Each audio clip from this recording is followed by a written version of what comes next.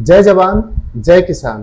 प्यारे मित्रों, आज बहुत ही इम्पोर्टेंट टॉपिक आपके प्रीवियस ईयर जो एसएससी जीडी में पूछे गए क्वेश्चन है उनको मैं लेकर के आया हूँ, जो आपके भारतीय राज्य व्यवस्था से संबंधित है। ये उन बच्चों के लिए इम्पोर्टेंट होगा जो एसएससी जीडी से का एग्जाम दे रहा है, साथ ही बिहार एसआई और अन्य प्रतियोगी परीक्षाओं का एग्जाम दे रहा है। जहाँ जहाँ पर भी भारतीय राज्य व्यवस्था पूछी जाती है, हर जगह के लिए ये एग्जाम, ये क्लास बहुत ही इम्पोर्टेंट होने वाला है। तो प्यारे मित्रों, तो चलिए शुरू करते हैं आज का क्लास। प्लीज़ पूरा क्लास को आप ध्यान से देखेंगे और उसमें जो भी एक्सप्लेन है उसको आप ध्यान से सुनेंगे, ताकि आने वाले टाइम में जो आपका एग्जाम होगा उस एक्सप्लेन से रिलेटेड ही आपको क्वेश्चन पूछा जाएगा। तो चलते शुरू करते हैं आज का क्लास। तो पहला क्लास में फर्स्ट क्वेश्चन क्या है? फर्स्ट क्वेश्चन है प्यारे मित्रों, है ना, न्यायाधीशों को हटाए जाने के लिए संबंध में नीचे दिए कथन को पूरा कीजिए। कहता है कि न्यायाधीशों को हटाए जाने के लिए संबंध में नीचे दिए कथन को पूरा कीजिए। नीचे दिए कथन को क्या कीजिए प्यारे मित्रों? पूरा कीजिए। क्या है कथन? चले सुनते हैं। पहला कथन, न्यायाधीशों को हटाने के लिए कोई प्रक्रिया निर्धारित नहीं है। ऐसा तो नहीं हो सकता, प्रक्रिया है, तो ये आपका ऑप्शन कट गया। दूसरा, न्यायाधीशों को हटाने के लिए कठिन प्रक्रिया निर्धारित की गई है। ये 100% सही है ना, यही आपका आंसर होगा। जी हाँ प्यारे मित्रों, चलिए इसका एक्सप्लेन देखते हैं। हमारे संविधान के अनुच्छेद 124 यानी 124 अनुच्छेद 124 प्यारे मित्रों, न्यायाधीशों को हटाने से रिलेटेड एक प्रक्रिया निर्धारित की गई है, जिस पर महाभियोग की प्रक्रिया चलाई जाती है। महाभियोग क्या चलाई जाती है? महाभियोग की प्रक्रिया चलाई जाती है। महाभियोग की प्रक्रिया बहुत ही कठिन प्रक्रिया होती है ना। अब क्या है महाभियोग की प्रक्रिया, इसको हम डिटेल्स में बाद में राज्य व्यवस्था के क्लास में देखेंगे, है ना। ये कठिन प्रक्रिया होती है और यही सेम प्रोसेस राष्ट्रपति को भी हटाने के लिए होता है। आज तक हमारे देश में किसी भी न्यायाधीशों को या राष्ट्रपति को महाभियोग की प्रक्रिया से नहीं हटाया गया है। लेकिन एक बार एक न्यायाधीश थे, है ना, सर्वोच्च न्यायालय के न्यायाधीश थे, उनका नाम था रामास्वामी, और महाभियोग का प्रोसेस लाया गया, लेकिन वह प्रोसेस लोकसभा में जाके गिर गया, पारित नहीं हो पाया। तो ये प्रोसेस है महाभियोग, किसको हटाने का? न्यायाधीशों को। और सेम प्रोसेस होता है राष्ट्रपति को, है ना। तो चलिए बच्चे, तो नेक्स्ट क्वेश्चन को देखते हैं। अब अगला क्वेश्चन क्या है? नेक्स्ट क्वेश्चन क्या कहता है? भारतीय संविधान के भाग 4 के अनुसार यदि माता पिता या संरक्षक, है ना, माता पिता या संरक्षक, है ना, डैश, यहाँ पे बच्चे डैश होगा, यानी कि उम्र, किस उम्र से किस उम्र, है ना, वर्ष तक के आयु वाले अपने यथास्थिति बालक या प्रतिपाल्य को शिक्षा अवसर का क्या करे? प्रदान करे। कि हाँ, तो बच्चे ये है आपका मॉरल ड्यूटी से रिलेटेड क्वेश्चन है ना। मॉरल ड्यूटी से रिलेटेड क्वेश्चन है। कहता है कि हर माता पिता, हर संरक्षक को अपने बच्चों को, है ना, अपने बच्चों को, कितने उम्र के बच्चों को उनका ड्यूटी है कि अनिवार्य शिक्षा प्रदान करें। इसका सही आंसर होगा प्यारे बच्चे 6 से 14 वर्ष। 6 से 14 वर्ष के बच्चों को अनिवार्य शिक्षा दे, है ना, यह उनका हर एक माता पिता का मॉरल ड्यूटी है। चलिए इसके बारे में एक्सप्लेन को समझते हैं। तो प्यारे बच्चे, कहता है संविधान के 86 है ना, संविधान संशोधन 2002 के द्वारा 6 से 14 वर्ष तक के आयु के समस्त बच्चों को राज्य निःशुल्क शिक्षा, है ना, राज्य कैसी शिक्षा देगी? निःशुल्क शिक्षा आपका उपलब्ध करेगा।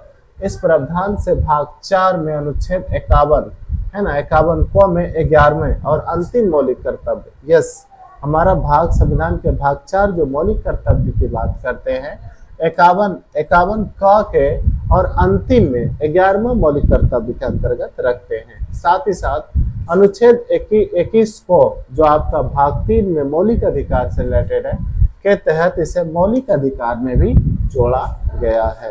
तो चलिए नेक्स्ट क्वेश्चन को देखते हैं। ओके,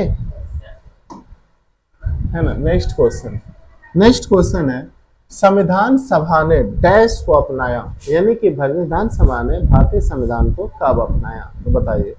कब अपनाया था?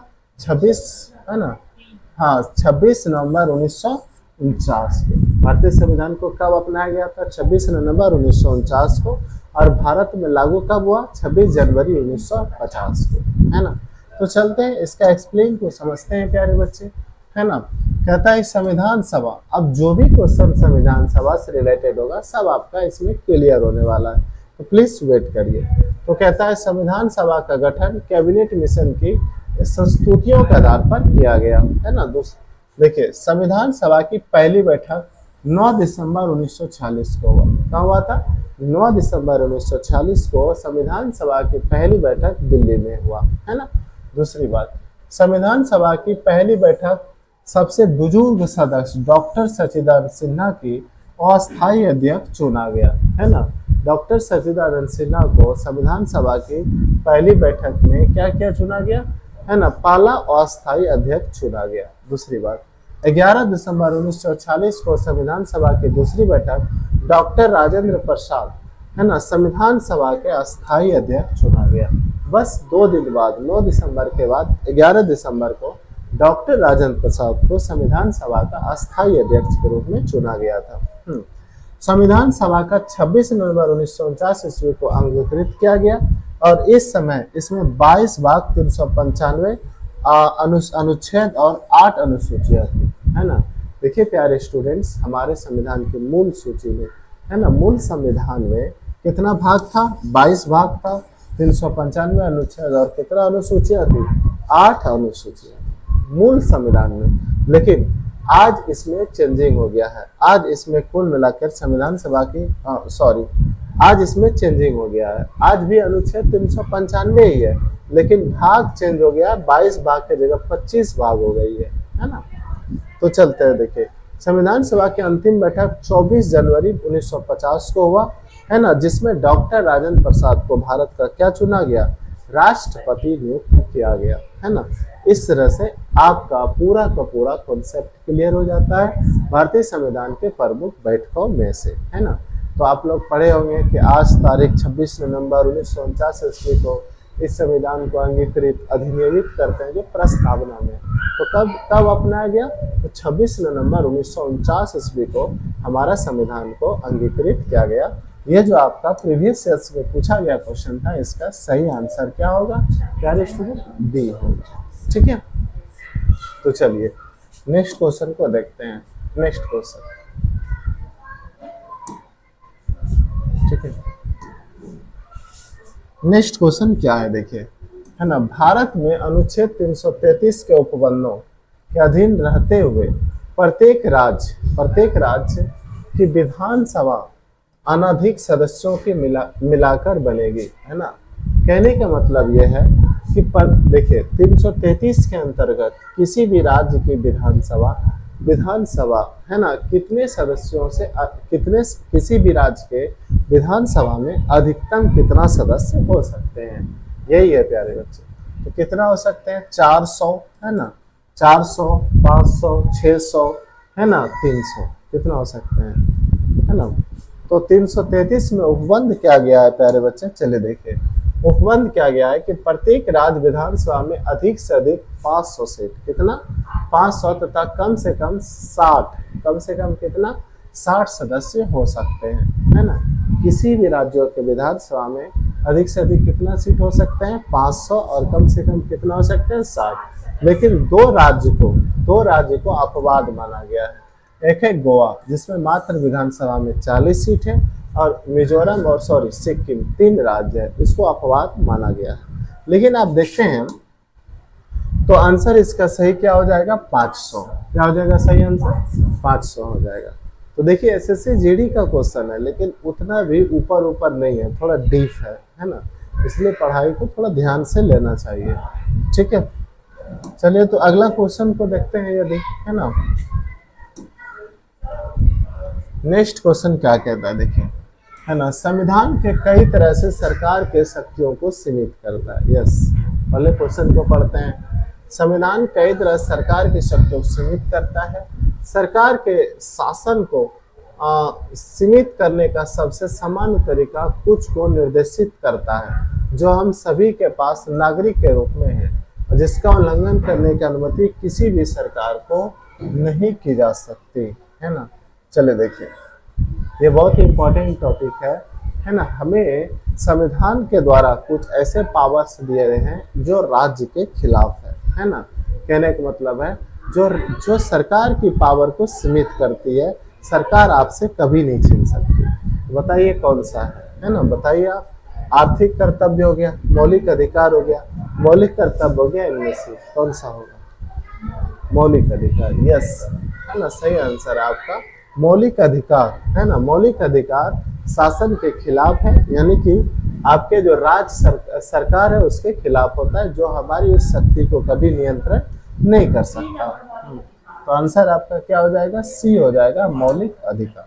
तो चलिए, ये टॉप क्वेश्चन आपका मौलिक अधिकार से रिलेटेड है। क्या क्वेश्चन है? मौलिक अधिकार को अमेरिका के संविधान से लिया गया है। तो चलिए, तो बच्चे बताइए, मौलिक अधिकार को कहाँ से लिया गया है? अमेरिका के संविधान से लिया गया है। इनका विवरण संविधान के भाग 3 अनुच्छेद 12 से 35 में है। हमारे संविधान के भाग 3 में अनुच्छेद कहाँ से कहाँ तक है? 12 से 35 तक में। संविधान के भाग 3 में मौलिक अधिकार को भारत में मैग्ना कार्टा कहा जाता है। भारत का क्या कहा जाता है? मैग्ना कार्टा, है ना। और उसके बाद देखिए, मूल संविधान में, है ना, मूल संविधान में मौलिक अधिकार, मूल संविधान में 7 मौलिक अधिकार थे, लेकिन 44वें संविधान संशोधन 1978 के अंतर्गत, है ना, संपत्ति के अधिकार को मौलिक अधिकार से हटा दिया गया और उसे अनुच्छेद 300A के अंतर्गत संपत्ति के अधिकार को कानूनी अधिकार बना दिया गया, है ना। तो अब कुल मिलाकर हम कह सकते हैं कि हमारे वर्तमान में हमारे संविधान में मौलिक अधिकार 6 है। मौलिक अधिकार कितना है? 6 है। संपत्ति का अधिकार हमारा मौलिक अधिकार नहीं है, जिसे कब हटा गया? 44वें संविधान संशोधन 1978 के अंतर्गत इसे क्या कर दिया गया? हटा दिया गया। ठीक है। अभी क्वेश्चन है क्यों हटाया गया? चलिए, जब क्लास को देखेंगे डीप से तब अच्छे से करेंगे। ठीक है। तो चलिए देखिए, नेक्स्ट क्वेश्चन क्या है ना। नेक्स्ट क्वेश्चन है, जब राज्यसभा के सभापति पर, है ना, जब राज्यसभा के सभापति का पद रिक्त हो, राज्यसभा के सभापति का पद क्या हो? रिक्त हो, तो इसके कर्तव्यों का पालन निम्नलिखित में से किसके द्वारा किया जाएगा, है ना। कहता है कि राज्यसभा के सभापति का पद क्या हो? रिक्त हो, तो सभापति का जो कर्तव्य था उसके पालन किसके द्वारा किया जाएगा? तो बताइए किसके द्वारा किया जाएगा, है ना। तो लोकसभा के अध्यक्ष के द्वारा, भारत के राष्ट्रपति द्वारा, है ना, या राज्यसभा के उपाध्यक्ष द्वारा, राज्यसभा के वरिष्ठतम सदस्य के द्वारा? बताइए। यस, राज्यसभा के उपाध्यक्ष के द्वारा उनके कर्तव्यों का पालन किया जाएगा। तो नेक्स्ट इसका एक्सप्लेन को देखते हैं अब राज्यसभा के बारे में, है ना। देखिए, भारत के उपराष्ट्रपति को राज्यसभा का पदेन सभापति होता है ना। यह अनुच्छेद कितना में वर्णन है? 89 में, है ना। देखिए स्टूडेंट्स, हमारे संविधान के अनुच्छेद 89 के अंतर्गत, है ना, हमारे जो उपराष्ट्रपति होते हैं राज्यसभा के, कौन सभा के? राज्यसभा के पदेन अध्यक्ष होते हैं। कौन अध्यक्ष होते हैं? पदेन अध्यक्ष। पदेन कहने का मतलब है कि वो ऑलरेडी एक पोस्ट पे पहले से है, उपराष्ट्रपति है, और दूसरा उस पोस्ट पे रहते हुए उन्हें राज्यसभा का अध्यक्ष बनाया जाता है। इसीलिए यहाँ पे इसको क्या जोड़ा जाता है? पदेन शब्द को जोड़ा गया है। इंग्लिश में से शब्द को बोला जाता है प्यारे बच्चे कोएफिशियो, है ना। चलिए, तो 89 के अंतर्गत हमारे जो उपराष्ट्रपति होते हैं राज्यसभा के कौन सदस्य होते हैं? पदेन सभापति होते हैं। चलिए, उपराष्ट्रपति राज्यसभा का सदस्य नहीं होता है, ध्यान रखिएगा। उपराष्ट्रपति राज्यसभा का सदस्य नहीं होता है, इसीलिए किसी भी कार्य प्रणाली में उपराष्ट्रपति वोटिंग नहीं करेंगे। चलिए आगे, राज्यसभा के सभापति को भारत की यहाँ देखिए शब्द गलत है, संचित निधि, क्या होगा? संचित निधि से वेतन दिया जाता है ना। देखिए फिर से समझ लेते हैं, राज्यसभा के सभापति को भारत के संचित निधि से वेतन दिया जाता है। तो संचित निधि क्या है, आकस्मिक निधि क्या है, तो चलिए इसको आप एक बार देख लीजिएगा, है ना। तो चलिए नेक्स्ट क्वेश्चन, है ना। देखिए, भारतीय संविधान के निम्नलिखित में से कौन सा भाग का संबंध राज्य के नीति निर्देशक संबंधों से है ना। भाग कितना है, 4, भाग 4, भाग 4 आपका, है ना, नीति निर्देशक सिद्धांत की बात करते हैं, जिसे शॉर्ट में बोलते हैं डीपीएसपी, नीति निर्देशक सिद्धांत। ये क्या होता है डीपीएसपी? नीति निर्देशक सिद्धांत जो होते हैं, हमें आगामी समय में हम विधायिका के द्वारा किस टाइप के कानून बनाना चाहिए उसको लेकर के निर्देशित करती है। हाँ, ध्यान रहे, नीति निर्देशक सिद्धांत और मौलिक कर्तव्य बाध्य नहीं है, ठीक है। तो क्या है इसके बारे में, चलिए थोड़ा विशेष जानते हैं। तो क्या कहते हैं, नीति निर्देशक तत्व, इनका वर्णन संविधान के भाग 4 में अनुच्छेद 36 से 51 में किया गया है। अनुच्छेद कितना से क्या में, 36 से 51 में किया गया है ना। ये कहाँ से लिया गया है, ये आयरलैंड के संविधान से लिया गया है। पहला क्वेश्चन आपको आ सकता है नेक्स्ट एग्जाम में, भाग 4 में अनुच्छेद 36 से 51 में किया गया है। दूसरा, ये कहाँ से लिया गया है, आयरलैंड से लिया गया है। तीसरा, इन्हें न्यायालय द्वारा लागू नहीं किया जा सकता। मैंने पहले ही बताया कि यह बाध्य नहीं है, ये सिर्फ सरकार को किस प्रकार के भविष्य में नीति बनाना है वो बताती है। ये न्यायालय इसे लागू नहीं कर सकता, है ना। और यह कानून द्वारा परिवर्तनीय नहीं है। हाँ, कानून से आप इसको चेंज भी नहीं कर सकते हैं।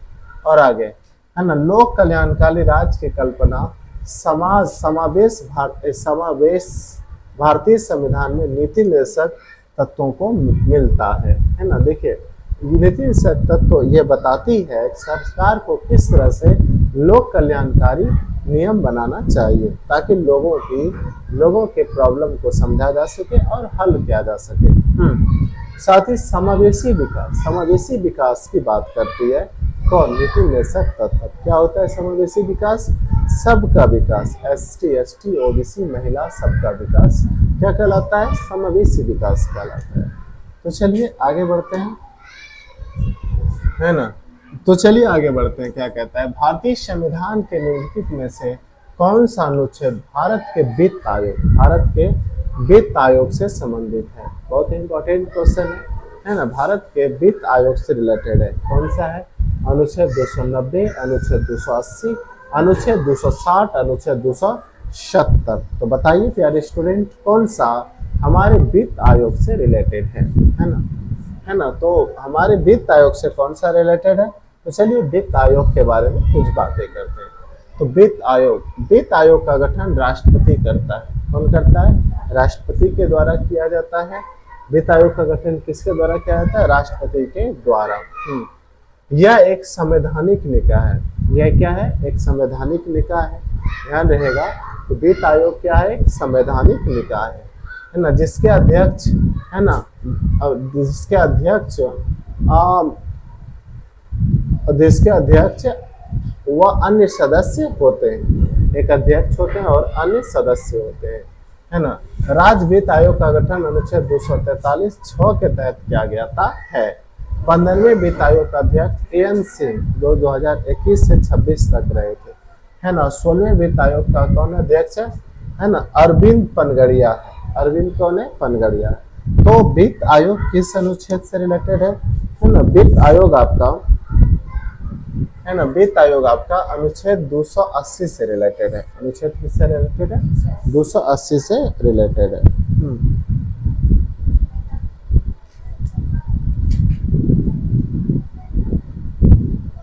यस, है ना। तो चलते हैं नेक्स्ट क्वेश्चन को देखते हैं।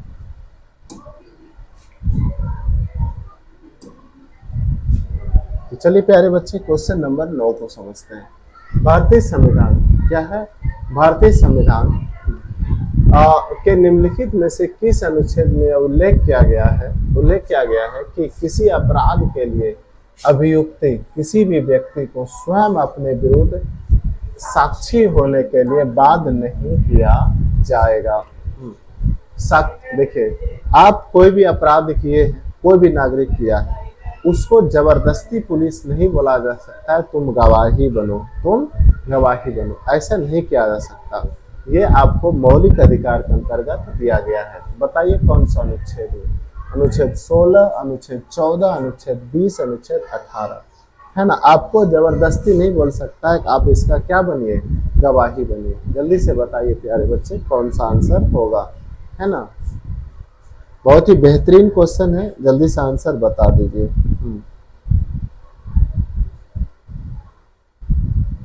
तो चलिए चलते हैं, तो इसका सही आंसर हो जाएगा अनुच्छेद 20। अनुच्छेद क्या हो जाएगा? 20। अनुच्छेद 20 के तहत कोई भी पुलिस वाला कभी भी आपको जबरदस्ती नहीं बोल सकता है कि आप ये किए हैं और इसके गवाह दीजिए, है ना, ऐसा नहीं कर सकता। तो चलिए इसके बारे में थोड़ा सा डीपली नॉलेज लेते हैं। अनुच्छेद 20 के तहत 3 प्रकार की स्वतंत्रता का वर्णन है। कितने प्रकार स्वतंत्रता? 3 प्रकार का, है ना। किसी भी व्यक्ति को एक अपराध के लिए एक से अधिक बार दंडित नहीं किया जा सकता। यानी कि आप एक बार कोई अपराध किए तो आपको कितना बार दंडित किया जाएगा? मात्र एक बार, एक से ज्यादा बार नहीं। दूसरा बात, अपराधी अपराध करने के समय जो कानून है वही सजा मिलेगा, है ना। देखिए इसका मतलब है कि जब कोई अपराधी अपराध कर रहा है उस समय में जो कानून है उसी कानून से उसे दंड मिलेगा। यानी कि बाद में कानून बदलाव हो गया तो उसे, है ना, उसे नया कानून के अनुसार से दंड दिया जाएगा, ऐसा प्रोसेस नहीं है। दूसरी बात, किसी अपराध के लिए किसी व्यक्ति को स्वयं अपने विरुद्ध, है ना, साक्षी होने के लिए बाध्य नहीं किया जा सकता। स्वयं अपने विरुद्ध क्या होने के लिए? साक्षी होने के लिए बाध्य नहीं किया जा सकता। यानी कि पुलिस वाला या कोई भी आपको जबरदस्ती नहीं बोल सकता है कि आप गवाह दीजिए कि हम ही किए हैं, ऐसा नहीं हो सकता।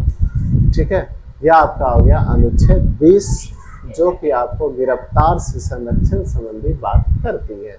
तो चलिए नेक्स्ट क्वेश्चन को देखते हैं। क्या कहता है? राज्यसभा अधिकतम सदस्य संख्या कितनी होती है? राज्यसभा की अधिकतम सदस्यों की संख्या कितनी होती है? बताइए, है ना, बताइए प्यारे बच्चे क्या होगा? 350, 450, 250, है ना, या 150? तो सही आंसर क्या हो जाएगा आपका? ये 250 हो जाएगा। राज्यसभा के अधिकतम सदस्यों की संख्या कितना होता है? 250 होता है ना। तो चलिए थोड़ा सा राज्यसभा के बारे में हम लोग समझते हैं। ठीक है, देखिए राज्यसभा हमारे संविधान के अनुच्छेद 80 के अंतर्गत राज्यसभा की बात हुई है ना। ऐसे आपको पता होना चाहिए कि संसद के 3 अंग है। संसद के कितने अंग है प्यारे बच्चे? संसद के 3 अंग है। संसद के कितने अंग है? 3 अंग है। संसद के 3 अंग में कौन कौन है आपका? राज्यसभा है। राज्यसभा को उच्च सदन भी कहते हैं। क्या कहते हैं? उच्च सदन, है ना। और दूसरा क्या है? दूसरा आपका लोकसभा है। कौन सभा है? लोकसभा है। लोकसभा को क्या कहते हैं? निम्न सदन कहते हैं। क्या कहते हैं? निम्न सदन। और तीसरा आपका है राष्ट्रपति। तीसरा आपका क्या है? राष्ट्रपति। तो ये संसद के 3 अंग। कितने अंग है? संसद के 3 अंग है।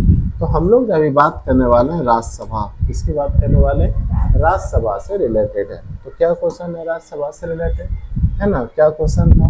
क्वेश्चन था राज्यसभा से कि राज्यसभा का अधिकतम कितने सीट हो सकता है? तो 250 सीट हो सकता है राज्यसभा का अधिकतम। और क्या प्रोसेस है, चलिए समझते हैं।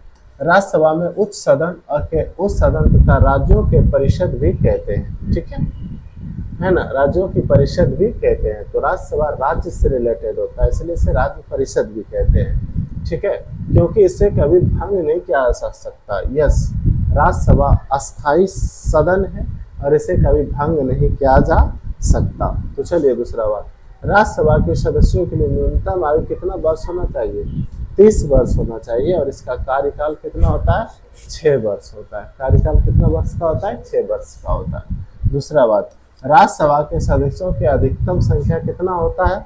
250 हो सकता है। नेक्स्ट क्वेश्चन, वर्तमान समय में इसके सदस्यों की संख्या कितना है? 245 है।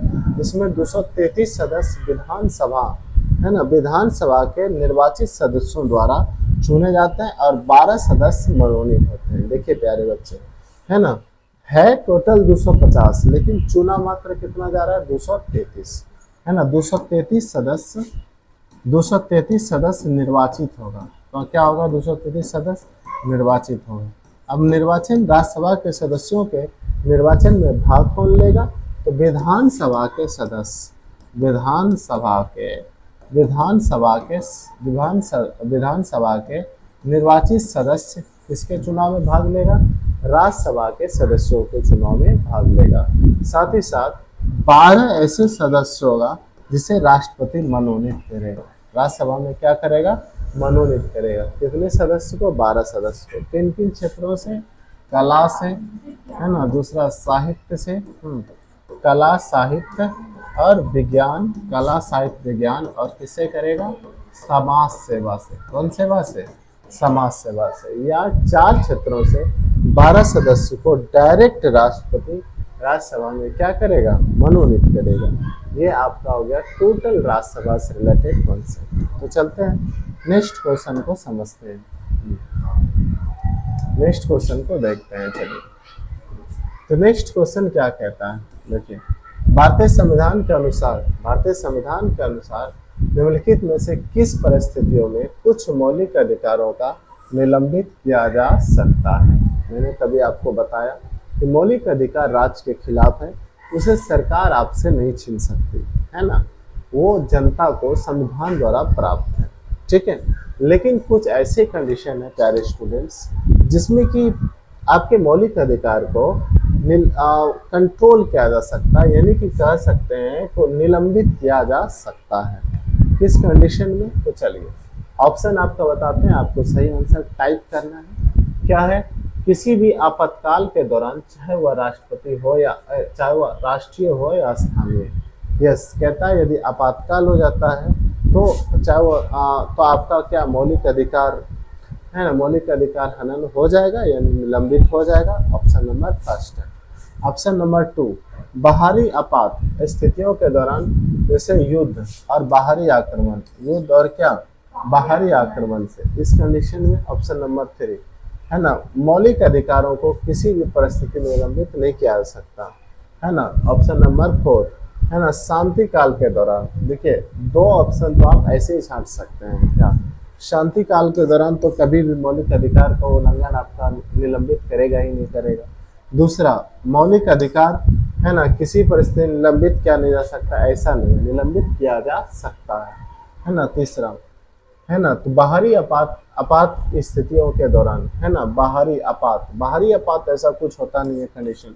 तो आपका आंसर क्या होगा? ए आपका सही आंसर होगा, है ना। ए आपका सही आंसर होगा कि यदि भारत में आपातकाल की स्थिति होती है, लगाया जाता है अनुच्छेद 352, तो आपका मौलिक अधिकार का हनन हो जाएगा। चलिए देखिए क्या कहता है ना, भारतीय संविधान के अनुच्छेद 352 राष्ट्रीय आपात की बात करती है। कब लगेगा? राष्ट्रीय आपात लगने का 2 कंडीशन है। सबसे पहले तो युद्ध की स्थिति में। कौन स्थिति में? युद्ध की स्थिति में, या जनता द्वारा सशस्त्र विद्रोह। क्या? सशस्त्र विद्रोह। जनता यदि सशस्त्र विद्रोह करता है, यानी कि हथियार लेके राज्य के खिलाफ उतर जाती है, तभी अनुच्छेद 352 लगेगा और आपका मौलिक अधिकार क्या हो जाएगा? निलंबित हो जाएगा। 2 कंडीशन है ना। तीसरा देखिए यहाँ पे क्या लिखा है, बाहरी आक्रमण, युद्ध या बाहरी आक्रमण के दौरान जीवन की व्यक्तिगत स्वतंत्रता का नुकसान, यानी कि अनुच्छेद 20 और 21 को छोड़कर सारे आपका निलंबित हो जाएगा। ध्यान रहेगा 20-21 को निलंबित नहीं किया जाएगा, है ना, ये आपका रहेगा, है ना। तो चलिए देखिए नेक्स्ट, है ना, नेक्स्ट 12, भारतीय संविधान के किस अनुच्छेद के तहत स्वतंत्रता के अधिकार में कोई, है ना, कोई भी पेशा, व्यवसाय, व्यापार या वाणिज्य करने का अधिकार शामिल है ना। जल्दी से बताइए इसका आंसर क्या होगा? अनुच्छेद 23 से 24, अनुच्छेद 14 से 18, अनुच्छेद 25 से 28, अनुच्छेद 19-22। आप कहीं पर भी जाकर के किसी प्रकार का पेशा या व्यवसाय कर सकते हैं। ये भारतीय संविधान के किस अनुच्छेद में ऐसा वर्णन है? जल्दी से बताइए।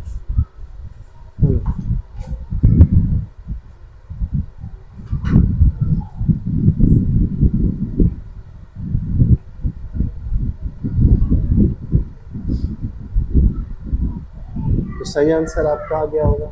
सही आंसर होगा आपका अनुच्छेद 19 से 22, है ना, जो कि आपका 19 से 22 है। उसके अंतर्गत आपको स्वतंत्रता का अधिकार मिला है और आप कहीं पर भी जा करके किसी प्रकार का पेशा, व्यवसाय या व्यापार वाणिज्य कर सकते हैं, यानी अपनी आजीविका को चला सकते हैं। तो चलिए इसको समझते हैं आगे।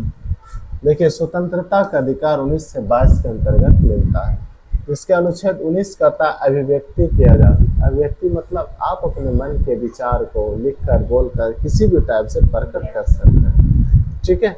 अनुच्छेद 22 कहता है दोष से दिक संबंध, यानी कि आपका गिरफ्तार से संबंधित है। अनुच्छेद 21 कहता है प्राण एवं दैहिक स्वतंत्रता, है ना, आपकी गरिमा की बात करती है, ठीक है।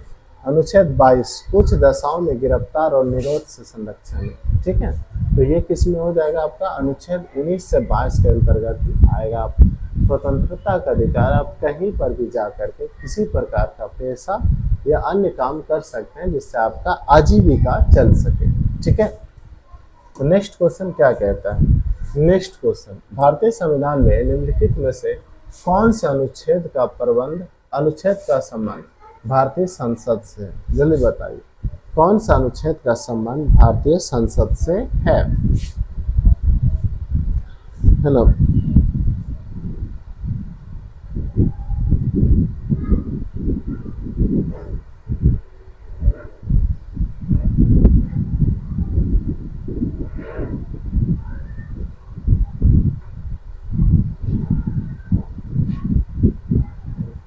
बताइए आप, सही आंसर क्या होगा? टाइपिंग कर दिए फटाफट। तो क्या होगा, है ना, अनुच्छेद भारतीय संसद रिलेटेड अनुच्छेद 79 से 122 के अंतर्गत आता है ना।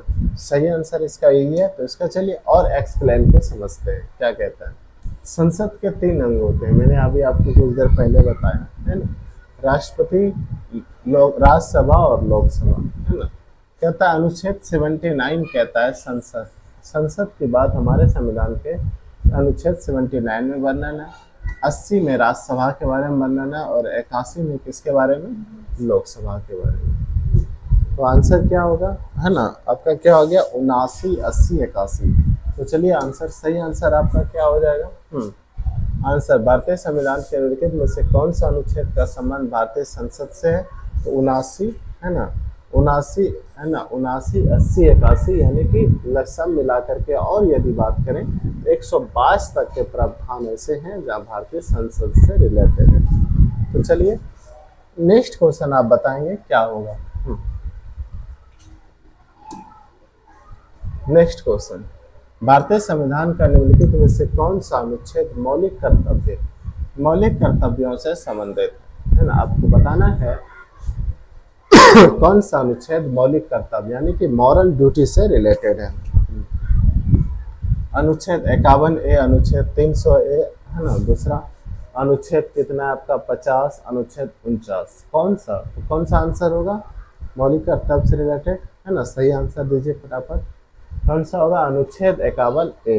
अनुच्छेद 51A जो हमारे संविधान के भाग 4 में है, ये हमारे मॉरल ड्यूटी के बारे में बताता है। कौन सा ड्यूटी?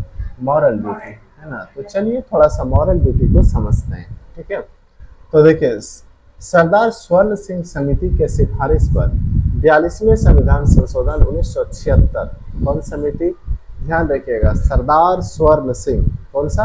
सरदार स्वर्ण सिंह समिति के आधार पर 42वें संविधान संशोधन 1976, है ना, के द्वारा 10 मौलिक कर्तव्य जोड़ा गया। कितना मौलिक कर्तव्य? 10 मौलिक कर्तव्य जोड़ा गया है ना। इन्हें भाग 4, संविधान के भाग 4 में रखा गया है, अनुच्छेद 51 क के अंतर्गत, ठीक है।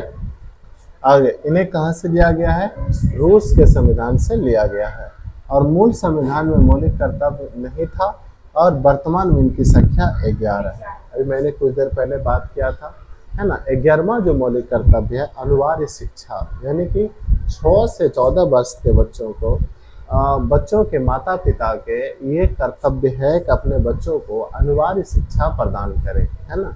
अभी मूल संविधान में अभी वर्तमान में कितना है प्यारे बच्चे मौलिक कर्तव्य? 11 मौलिक कर्तव्य है और मूल संविधान में मौलिक कर्तव्य नहीं था।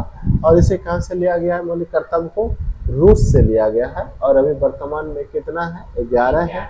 और ये केम्मा संविधान संशोधन के अंतर्गत 42वें संविधान संशोधन 1976 के अंतर्गत इसे जोड़ा गया। ठीक है, तो चलिए नेक्स्ट क्या बात करते हैं। कहता है भारत में उपराष्ट्रपति किस विधायी निकाय को पदेन अध्यक्ष के रूप में कार्य करता है ना।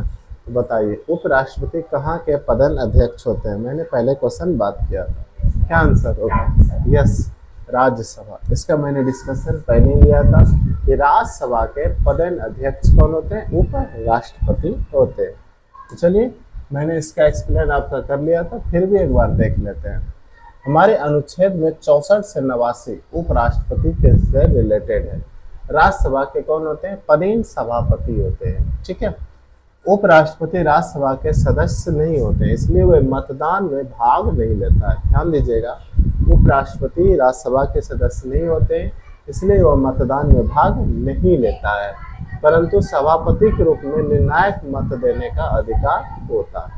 यानी कि अंतिम है ना, निर्णायक मत देने का अधिकार राष्ट्रपति को, उपराष्ट्रपति को है ना, लेकिन उसे मत देने का अधिकार नहीं है। ठीक है, लेकिन सभापति के रूप में निर्णायक वोट दे सकते हैं। ठीक है, तो नेक्स्ट क्वेश्चन को देखते हैं। नेक्स्ट क्वेश्चन क्या कहता है ना, राष्ट्रीय ध्वज का अनादर भारतीय संविधान में निम्नलिखित में से है ना किस मौलिक कर्तव्य का उल्लंघन है। देखिए कहाँ पर है, अनुच्छेद, यस अनुच्छेद 51(a) के अंतर्गत। अनुच्छेद 51(a) के अंतर्गत मौलिक कर्तव्य है कि हमारे जो भी राष्ट्रीय प्रतीक है उसका सम्मान करें, उसका क्या करें, सम्मान करें, उसे अनादर ना करें, है ना। अनुच्छेद 51(a) के अंतर्गत ये बात की गई है। ठीक है, तो चलिए है ना, देखिए बहुत सारे मौलिक कर्तव्य हैं आपके, 11 मौलिक कर्तव्य है। आप स्क्रीनशॉट इसको अच्छे से ले लीजिए, है ना, क्योंकि इससे रिलेटेड आप देख रहे हैं कि बहुत सारे क्वेश्चंस पूछा जा रहा है ना। तो क्या क्या है ना मौलिक कर्तव्य है, चलिए एक बार आपको मैं पढ़ देता हूँ। अनुच्छेद 51 टोटल मौलिक कर्तव्य कितना है, 11 है।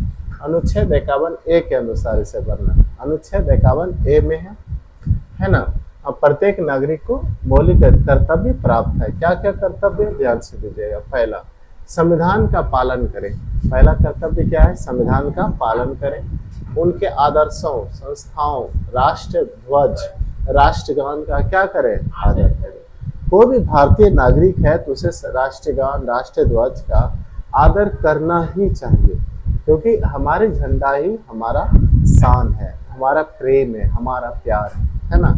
और जो एसएससी जीडी का स्टूडेंट है वो तो उनको तो सैल्यूट है कि अपने राष्ट्र के लिए कुछ भी करने के लिए तैयार है ना प्यारे बच्चे। तो चलिए देखिए, तो संविधान का पालन करें, आदर्शों, संस्थाओं, राष्ट्रध्वज और राष्ट्रगान का क्या करें, आदर करें।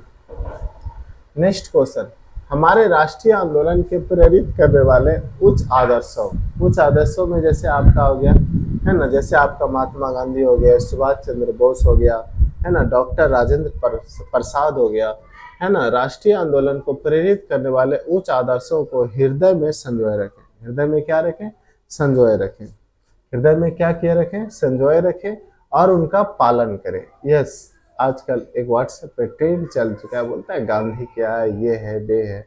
तो प्यारे बच्चे, अब आपको बता देना चाहते हैं मेरे छात्रों, है ना, मित्रों, है ना, कि आज जो भी व्हाट्सएप यूनिवर्सिटी में ट्रेंड चले वो सिर्फ एक राजनीतिक मुद्दा है, लेकिन वो महान व्यक्ति जो हमारे राष्ट्र के लिए कुछ कर गए, गुजर गए, अपनी जिंदगी उन्होंने दे दिया, उनका सम्मान करना हमारा कर्तव्य है। उन्हें कभी भी गलत शब्दों से उन्हें नहीं बयान करना चाहिए। ठीक है, हमारा मौलिक ड्यूटी है। ठीक है, आगे, भारत की संप्रभुता, एकता और अखंडता की रक्षा करें। यस, ये आपका 3 शब्द है ना, यूनिटी, इंटीग्रिटी एंड सॉवरेनिटी। इन 3 शब्दों को हमें रक्षा करने के लिए तैयार रहना चाहिए। ठीक है, और आप लोग तो इसी चीज के लिए तैयारी ही कर रहे हैं कि खुल के लड़ाई लड़नी है। भारत के एक एक कोने भी हमारा होना चाहिए। ठीक है, आगे, देश की रक्षा करें। देश की रक्षा करें, यह भी मौलिक कर्तव्य है। नेक्स्ट कहता है सभी लोगों में समरसता, समरसता मतलब आपसी प्रेम, आपसी क्या होता है, प्रेम की बात करें, और समान भ्रातृत्व, है ना, भ्रातृत्व मतलब भाईचारा बनाए रखें, भावना का निर्माण करें। नेक्स्ट कहता है हमारी संस्कृति और गौरवशाली महत्व को समझे, हमारी संस्कृति जो हमारी कल्चर है उसके महत्व को समझे, ठीक है। नेक्स्ट प्राकृतिक व पर्यावरण की रक्षा करें, ये भी रिलेटेड है। भारत में पेड़ कटते जा रहे हैं, उनकी भी रक्षा करें, क्योंकि प्रकृति बचेगा तो ही हम बचेंगे, है ना। अगला वैज्ञानिक दृष्टिकोण की भावना का विकास करें, है ना, हमें अंधविश्वासों में नहीं पड़ना चाहिए, बल्कि है ना साइंटिफिकली सोचना चाहिए। नेक्स्ट क्वेश्चन, सार्वजनिक संपत्ति को सुरक्षित रखें, जो भी आपका सड़क है, सरकारी अस्पताल है, रेलवेज है, उन्हें क्या करें, सुरक्षित रखें, है ना। व्यक्तिगत एवं सामूहिक गतिविधियों में सभी क्षेत्रों में उत्कर्ष की ओर बढ़ने का प्रयास करें। माता पिता या संरक्षक को 6 से 14 वर्ष की आयु हेतु बच्चों को प्राथमिक शिक्षा का अवसर जरूर प्रदान करें, है ना, है ना। ये आपके कुछ हो गया मौलिक कर्तव्य, है ना, आपके कुछ मौलिक कर्तव्य से है जो कि मोस्ट इम्पॉर्टेंट है। प्लीज आपके वीडियो में कम ही क्वेश्चन मैंने किया है, लेकिन बहुत ही डीप क्वेश्चन गया है ना। आप इसको ठीक से पढ़ेंगे, आपका भारतीय संविधान का मेन कॉन्सेप्ट पूरा हो जाएगा, और बार बार देखेंगे तो यही क्वेश्चन आपको आएगा, है ना। चलिए देखिए नेक्स्ट क्वेश्चन क्या कहता है 17 में, निम्नलिखित में